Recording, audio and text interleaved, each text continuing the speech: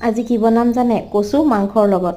তাৰ কাৰণে প্ৰয়োজনীয় বস্তুখিনি গোটাই ল'লোঁ। এতিয়া কচুখিনি অলপ বইল হ'বলৈ দিছোঁ।